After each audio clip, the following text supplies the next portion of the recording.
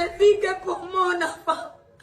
C'est une éprouvante nouvelle qui a consterné le pays entier et la communauté congolaise basée au Canada.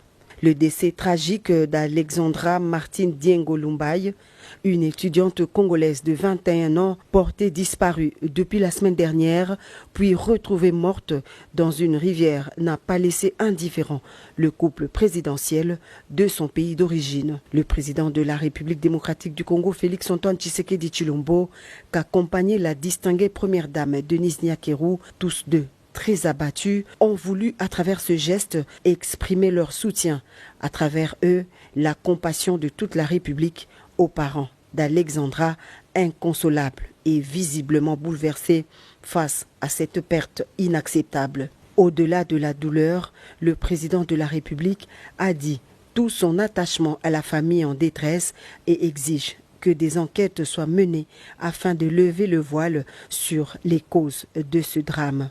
Les géniteurs de la jeune Andrea étaient accompagnés par la coordinatrice du service spécialisé du chef de l'État en charge de la jeunesse et lutte contre les violences faites à la femme, Madame Chantalier Lumulop.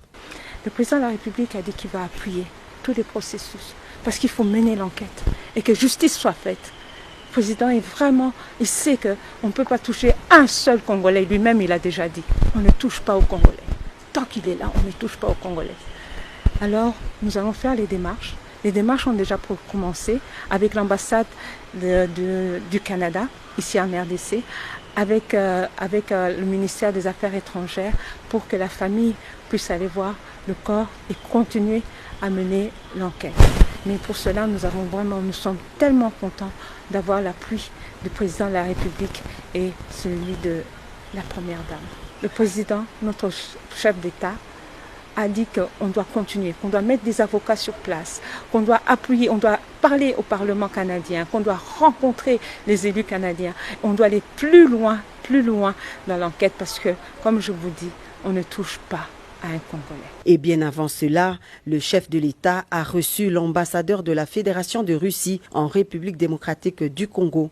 Alexis Saint-Ebove, arrivé fin mandat, est venu faire ses adieux au président de la République, profitant également de l'occasion pour faire l'évaluation des relations entre la RDC et la Russie. Je suis arrivé au Congo le 10 octobre 2017 et je quitte le Congo le 10 octobre 2024.